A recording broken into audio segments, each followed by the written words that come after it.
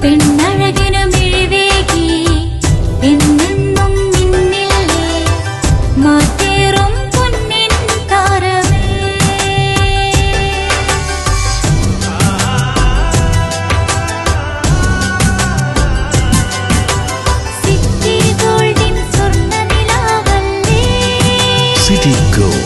Gold and Diamonds. Hindu മുസൽമാനും ക്രിസ്ത്യാനിയും ഇന്റെ തന്നുടെ മക്കളും നോക്കിയിടണം. എന്തിനാണ് യുദ്ധ കോലാഹലം? നമ്മൾ ഒന്നിച്ചു കൈകളെ കോർത്തിടണം.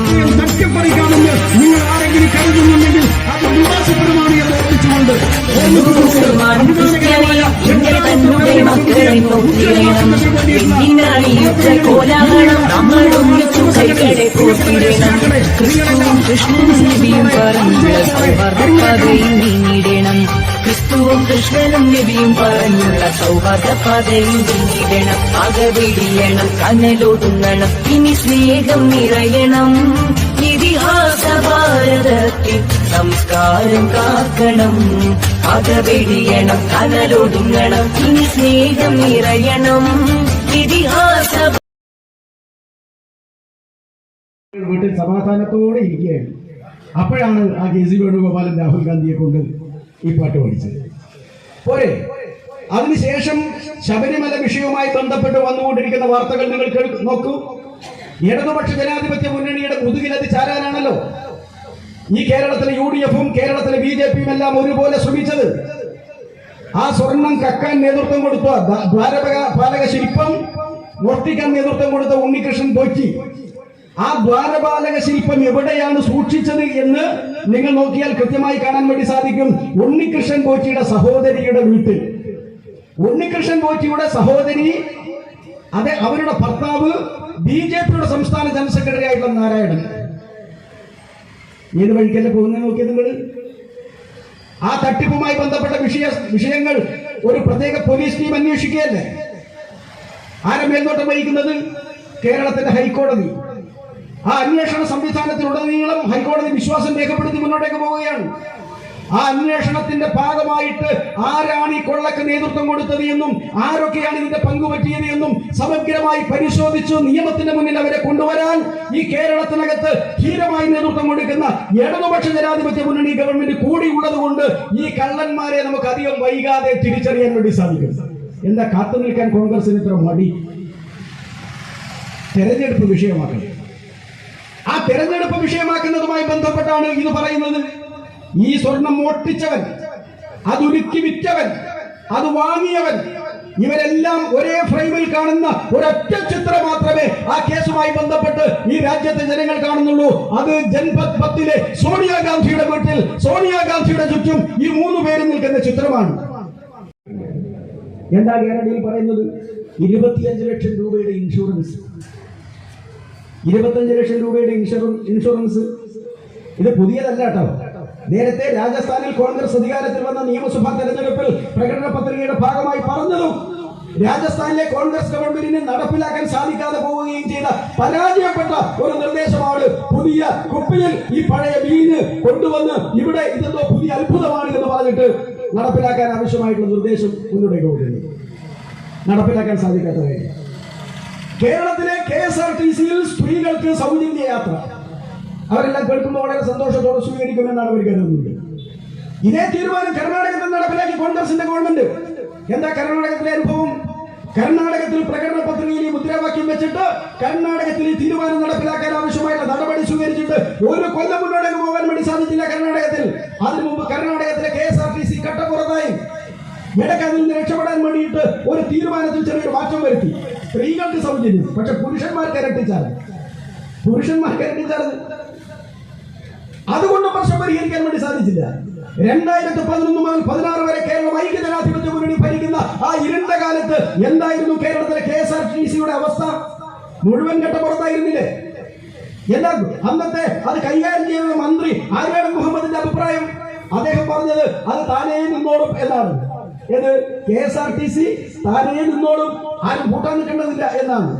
ആ അപകടാവസ്ഥയിലുണ്ടായ നശിച്ചു നാറാണ് കല്ല് കണ്ട കേരളത്തിലെ ഏറ്റവും ശക്തമായ പൊതുമേഖല സംവിധാനമായ യാത്രാ സംവിധാനമായിട്ടുള്ള KSRTCയെ സമൂലം നവീകരിച്ച് ഈ 10 കൊല്ലക്കാലത്തിനിടയിൽ 10 കോടി രൂപ ലാഭമുണ്ടാക്കാൻ മാസം തോറും സാധിക്കുന്ന വിധത്തിലുള്ള ഒരു വലിയ പൊതുമേഖലാ സംരംഭമാക്കിയിട്ട് മാറ്റിയത് കേരളത്തിലെ ഇടതുപക്ഷ ജനാധിപത്യ മുന്നണി ഗവൺമെന്റ് ആണ്.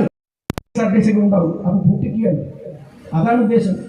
ഞങ്ങൾ അധികാരത്തിൽ വന്നാൽ സാമൂഹ്യക്ഷേമ പെൻഷൻ എന്ന് പറയുന്നത് കൈക്കൂലിയാണ്, അത് ഞങ്ങൾ കൊടുക്കില്ല എന്നുള്ളതല്ല അതിന്റെ അർത്ഥം. എന്നിട്ട് അവർ പറയുന്നത് ഞങ്ങൾ അധികാരത്തിൽ വന്നാൽ പെൻഷൻ 3000 രൂപയാക്കും എന്നാണ്. ഞങ്ങൾ അധികാരത്തിൽ വന്നാൽ പെൻഷൻ 3000 രൂപയാക്കും. മക്കളെ, നിങ്ങൾ ഇപ്പോൾ ആദ്യം പറയുന്നതല്ലോ. 2011 മുതൽ 2011 തെരഞ്ഞെടുപ്പിൽ ഐക്യജനാധിപത്യ മുന്നണി കേരളത്തിൽ മത്സരിക്കുമ്പോൾ ഇതേ വാഗ്ദാനം കേരളത്തിലെ ജനങ്ങൾക്ക് മുമ്പാകെ നിങ്ങൾ വെച്ചിരുന്നു. അന്ന് കേരളത്തിലെ സാമൂഹ്യക്ഷേമ പെൻഷൻ 500 രൂപ ഇടതുപക്ഷ ജനാധിപത്യ മുന്നണി ഗവൺമെന്റ് BSന്റെ കാലത്ത് തീരുമാനമാക്കി നടപ്പിലാക്കിയ 500 രൂപ പെൻഷൻ. ആ 500 രൂപ പെൻഷൻ കിട്ടുന്ന ആളുകളോടാണ് ഞങ്ങൾ അധികാരത്തിൽ വന്നാൽ ഇത് 3000 രൂപയാക്കി വർദ്ധിപ്പിക്കും എന്ന വാഗ്ദാനം കേരളത്തിലെ കോൺഗ്രസ് മുന്നണി ജനങ്ങൾക്ക് നൽകുന്നത്. 5 കൊല്ലം നിങ്ങൾ ഭരിച്ചില്ലേ? ആ 5 കൊല്ലം നിങ്ങൾ സ്വീകരിച്ച നിലപാടെന്താ? അവസാനത്തെ 6 മാസം ബാക്കി നിൽക്കെ 100 രൂപ വർദ്ധിപ്പിച്ചു, 100 രൂപ വർദ്ധിപ്പിച്ചു. എന്നിട്ട് കൊടുത്തു നിങ്ങളത്? 18 മാസക്കാലത്ത് കുടിശ്ശിക ഉണ്ടാക്കിയിട്ടല്ലേ നിങ്ങൾ ഇറങ്ങിപ്പോയത്? അത് കൊടുക്കാൻ ആവശ്യമായുള്ള നിലപാട് സ്വീകരിക്കാത്ത 500 രൂപയിൽ നിന്ന് 3000 രൂപയാക്കി വർദ്ധിപ്പിക്കുമെന്ന് പറഞ്ഞ അന്നത്തെ ഐക്യജനാധിപത്യ മുന്നണിയുടെ പുതിയ പ്രകടന പത്രികയിൽ ഇപ്പൊ ഞങ്ങൾ 3000 രൂപയാക്കുമെന്ന് പറഞ്ഞിട്ടുണ്ട്. നടപടികൾ സ്വീകരിച്ചിട്ടുണ്ടോ? നിങ്ങളുടെ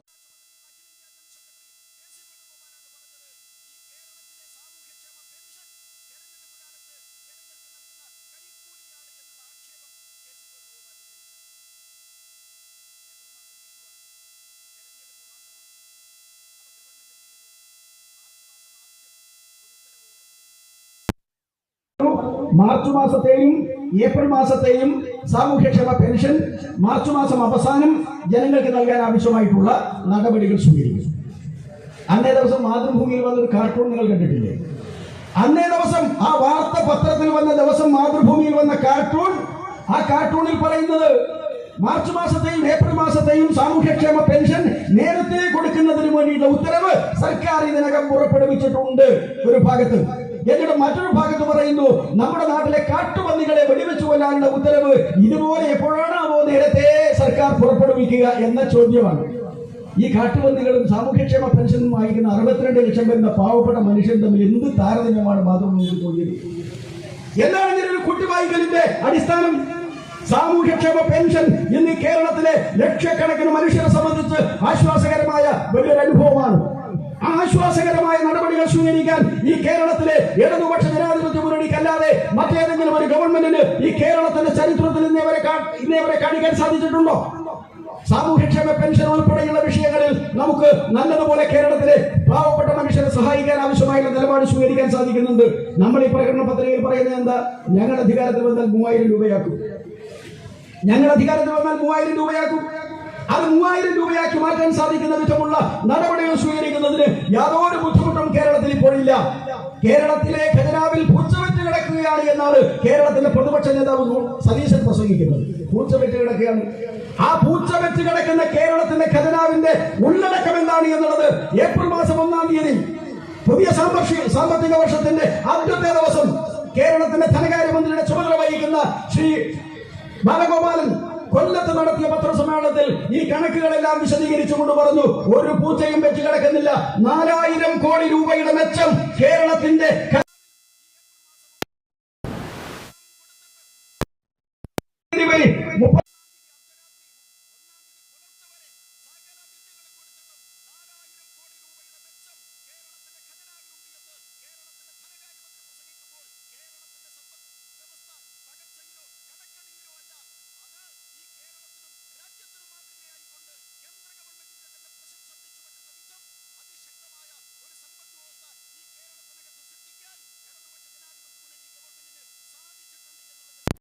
മുന്നണിക്ക് സാധിക്കുന്നുണ്ട്.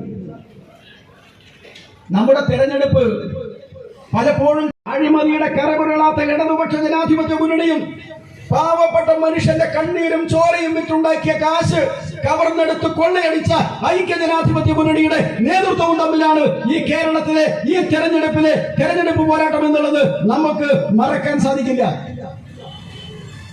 എന്താ നിങ്ങൾ ഇടതുപക്ഷത്തെ കുറിച്ച് എന്ത് പുകയിലുണ്ടാക്കാൻ സാധിക്കുമെന്നുള്ള നിലയിലാണ് ഒരു കള്ളക്കഥ ഒരു അരമണിക്കൂർ നേരം നമ്മുടെ നാട്ടിലെ മാധ്യമങ്ങൾക്ക് മുമ്പിൽ ഒരു കോൺഗ്രസ് നേതാവ് രാജു പി നായർ ഒരു ചാനലിൽ നിന്നുകൊണ്ട് പറഞ്ഞല്ലോ.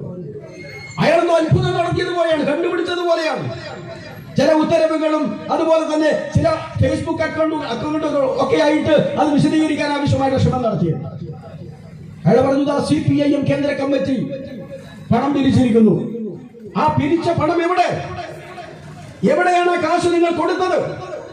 CPIM ശവം തൂക്കികളുടെ പാർട്ടിയാണ് എന്ന നിലയിൽ വളരെ പരിഹാസ്യമായിട്ട് കോൺഗ്രസിന്റെ ഒരു നേതാവ് ചാനൽ ചർച്ചയിൽ വന്നിറങ്ങിയിട്ട് ഒരു ചർച്ച നടത്തി. അരമണിക്കൂർ ആയുസുണ്ടായിരുന്നു. അരമണിക്കൂർ നേരം കേരളത്തിലെ മുഴുവൻ ചാനലുകളും UDF-നോട് താല്പര്യമുള്ളവർ മുഴുവൻ ആഘോഷമാക്കി മാറ്റിയത്. അരമണിക്കൂർ കഴിയുമ്പോൾ CPIM-ന്റെ കേന്ദ്ര കമ്മിറ്റിയുടെ ആഹ്വാനപ്രകാരം ഇന്ത്യയുടെ പല ഭാഗങ്ങളിൽ നിന്നായി CPIM ശേഖരിച്ച ചെറിയ ചെറിയ തുകകൾ സമാഹരിച്ചുകൊണ്ട് കേരളത്തിന്റെ മുഖ്യമന്ത്രിയുടെ ദുരിതാശ്വാസ നിധിയിലേക്ക് അത് അയച്ചതിന്റെ ആദ്യത്തെ റെസിറ്റ് വന്നു. 92 ലക്ഷം രൂപ. 5 മിനിറ്റ് കൂടെ കഴിഞ്ഞപ്പോൾ ആ മാസത്തിന്റെ അവസാനം അതിൽ അവശേഷിക്കുന്ന 99,000 കൂടെ രൂപ അടച്ചതിന്റെ രണ്ടാമത്തെ റെസിറ്റും വന്നു. ആ 2 റെസിറ്റുകളിലുമായി വ്യവസ്ഥാപിതമായ നിലയിൽ പാർട്ടി പിരിച്ചെടുത്ത 92,99,000 രൂപ കേരളത്തിന്റെ മുഖ്യമന്ത്രിയുടെ ദുരിതാശ്വാസ നിധിയിലേക്ക് അയച്ച വാർത്ത നമ്മളെല്ലാം കണ്ടു. വായടന്നു പോയതാണ് കോൺഗ്രസുകാരുടെ. അത് മാത്രമല്ല, കേരളത്തിലെ കമ്മ്യൂണിസ്റ്റ് പാർട്ടിയുടെ പ്രവർത്തകന്മാരെല്ലാം മത്സരിച്ച് മുഖ്യമന്ത്രിയുടെ ദുരിതാശ്വാസ നിധിയിലേക്ക് പൈസ അയച്ചു. പാർട്ടിക്കാരനെന്നുള്ള നിലയിലല്ല, ദുരിതം അനുഭവിക്കുന്ന ജനങ്ങളെ ചേർത്തുപിടിക്കാൻ ശ്രമിക്കുന്ന പാവപ്പെട്ട മനുഷ്യരെ ചേർത്തുപിടിക്കാൻ ശ്രമിക്കുന്ന ഒരു പാർട്ടിയും അതുപോലെ തന്നെ മുന്നണിയും എന്നുള്ള നിലയിലാണ് ഇടതുപക്ഷ ജനാധിപത്യ മുന്നണിയുടെ മുഴുവൻ പൈസ കൊടുക്കാൻ പാടില്ല എന്ന നിലപാടല്ലേ കോൺഗ്രസിന്റെ നേതാക്കന്മാർ സ്വീകരിച്ചത്.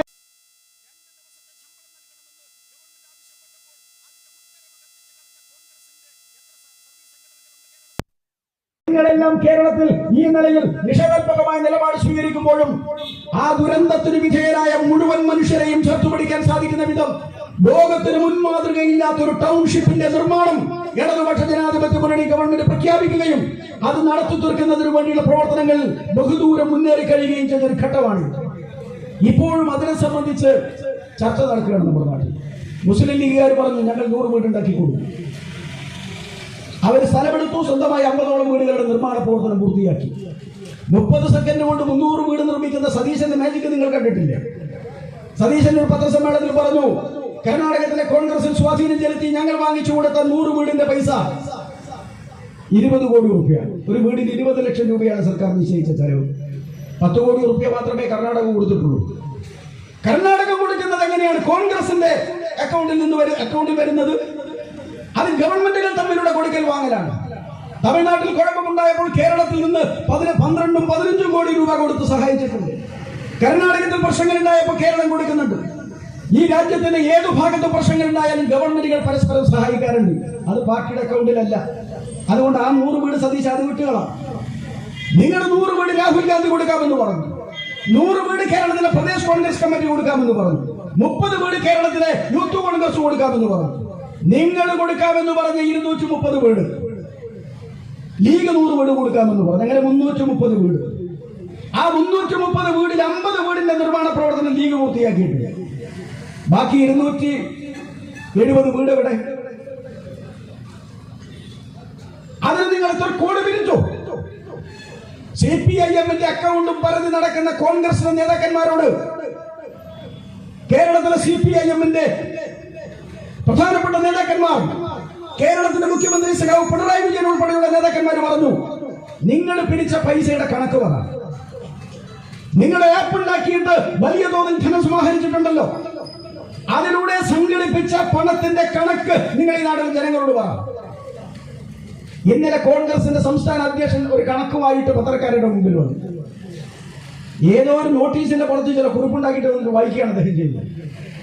ഈ ആപ്പ് ഉണ്ടാക്കിയിട്ട് കേരളം ദീർഘകാലം ഭരിച്ച ഒരു വലിയ രാഷ്ട്രീയ പ്രസ്ഥാനത്തിന്റെ സംസ്ഥാന അധ്യക്ഷൻ പറയുന്നത്, ഞങ്ങൾ ഇങ്ങനെ ഒരു ആപ്പ് ഉണ്ടാക്കിയിട്ട് 3 മാസം പെടാപ്പാട് വിരിച്ചിട്ടും ഞങ്ങൾക്ക് സമാഹരിക്കാൻ വേണ്ടി സാധിച്ച 5,35 ലക്ഷം രൂപയാണ് എന്നാണ്. 5,35 ലക്ഷം രൂപ പണം വിരിക്കുന്നതിന് വേണ്ടിയിട്ട് കോൺഗ്രസ് ഉണ്ടാക്കിയ ആപ്പിന്റെ സ്ക്രീൻഷോട്ട് പുറത്തു വന്നിട്ടുണ്ട്. ആ സ്ക്രീൻഷോട്ടിൽ 50 കോടിക്ക് മുകളിൽ പിരിച്ചതിന്റെ കണക്കുണ്ട്. 50 കോടിക്ക് മുകളിൽ പിരിച്ചതിന്റെ കണക്കുണ്ട്. ഈ പ്രദേശ് കോൺഗ്രസ് കമ്മിറ്റി പ്രസിഡന്റ് തന്നെ പറയുന്നത് ഞങ്ങളെ പിരിച്ച പൈസക്ക് ഭൂമി വാങ്ങിച്ചു. പിരിച്ച പൈസക്ക് ഭൂമി വാങ്ങിച്ചു. ഭൂമിയുടെ രജിസ്ട്രേഷൻ പൂർത്തിയാക്കാൻ സാധിച്ചിട്ടില്ല, പണമില്ലാത്തതുകൊണ്ട്. ഒരു ആപ്പ് ഉണ്ടാക്കുന്നതിന് വേണ്ടിയിട്ട് കോൺഗ്രസ് ചെലവഴിച്ചത് 9,30,000 രൂപ. 9,30,000 രൂപ. 100 കണക്കിന് സ്റ്റാർട്ടപ്പുകളുണ്ട് കേരളത്തിൽ ആപ്പ് ഉണ്ടാക്കി കൊടുക്കുന്നത്.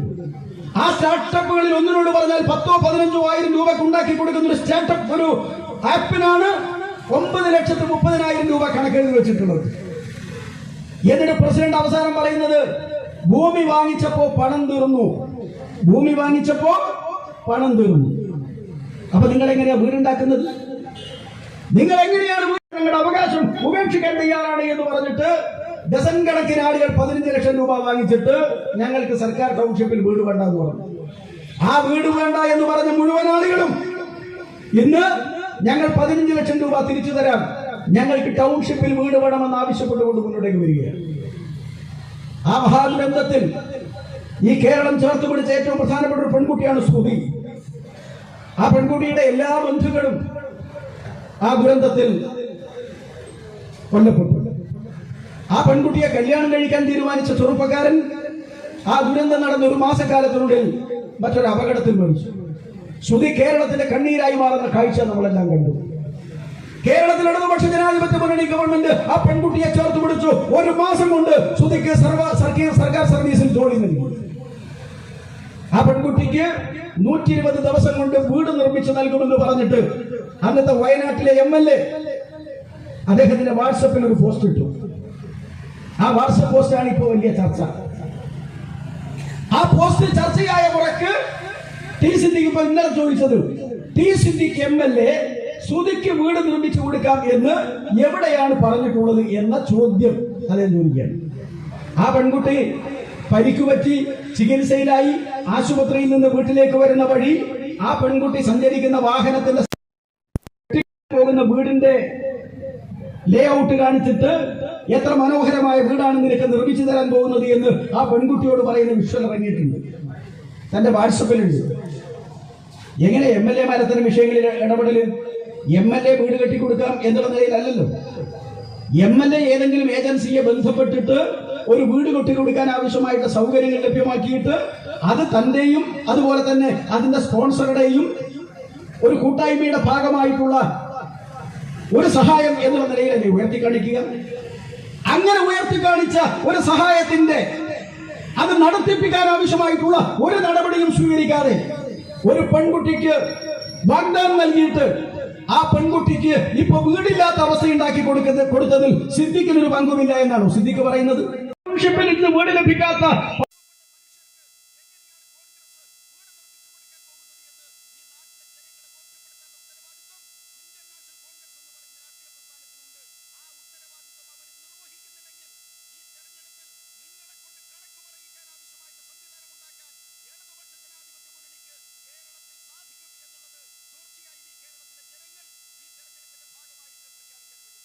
അഴിമതി നടത്തിയും ധൂർത്തടിച്ചിട്ടും ഈ കേരളത്തിലെ ജനങ്ങൾക്ക് മുന്നിൽ പരിഹാസ്യരായി നിൽക്കുന്ന നിങ്ങൾക്ക് എങ്ങനെയാണ് ഈ കേരളത്തിലെ ജനങ്ങൾ അധികാരം ഏൽപ്പിക്കേണ്ടത്?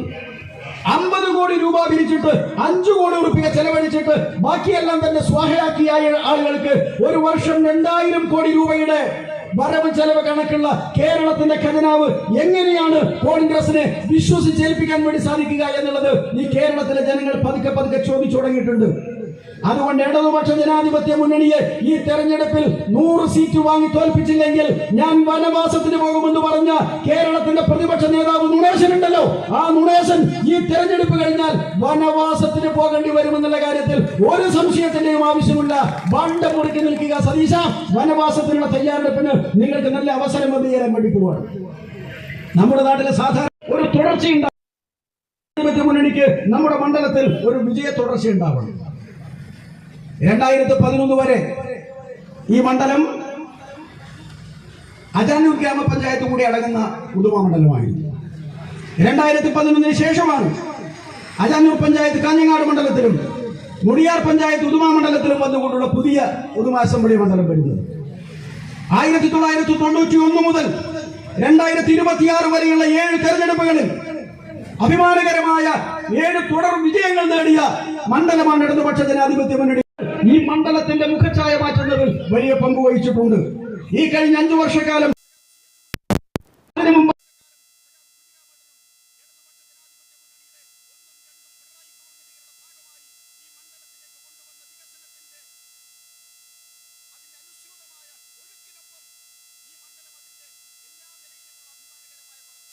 ിലുള്ള സഖാവ് ബിജു കൃഷ്ണനിൽ നിന്നുമാണ് ഇന്ത്യൻ കമ്മ്യൂണിസ്റ്റ് പാർട്ടിയുടെ അംഗത്വം സ്വീകരിക്കാൻ കഴിഞ്ഞത്.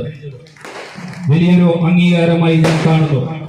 നമ്മുടെ നാടിന്റെ സാമൂഹികവും രാഷ്ട്രീയവുമായ മുന്നേറ്റങ്ങളിലെ പാർട്ടിക്കുള്ള പങ്ക് വളരെ വലുതാണ്. ആ വലിയ പ്രസ്ഥാനത്തിന്റെ ഭാഗമായി മാറുന്ന ഈ നിമിഷം ജനപക്ഷത്ത് നിന്ന് പ്രവർത്തിക്കാനുള്ള എന്റെ ഉത്തരവാദിത്വം വർദ്ധിപ്പിക്കുന്നു.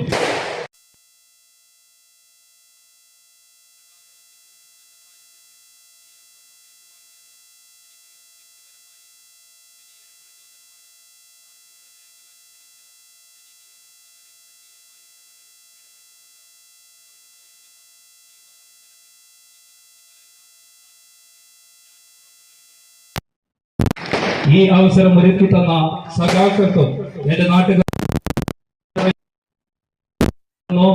അഭിവാദ്യം. രമേശ് ചെന്നിത്തലയോട് പ്രതികരിച്ചത് ആരെ പറഞ്ഞു കൊടുക്കാൻ കോൺഗ്രസിന് ദുരിതാശ്വാസത്തിലേക്ക് അയച്ചു. അത് കേരളത്തിലെ മണ്ഡലത്തിലുണ്ട്. കഴിഞ്ഞ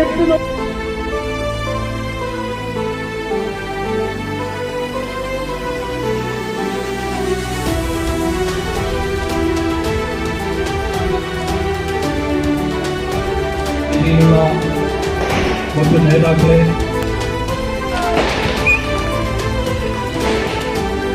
ദുരിതാശ്വാസത്തിലേക്ക് അയച്ചു. അത് കേരളത്തിലെ രമേശ് ചെന്നിത്തലയോട് പ്രതികരിച്ചത് ആരെ പറഞ്ഞു കൊടുക്കാൻ കോൺഗ്രസിന് മണ്ഡലത്തിലുണ്ട്. കഴിഞ്ഞ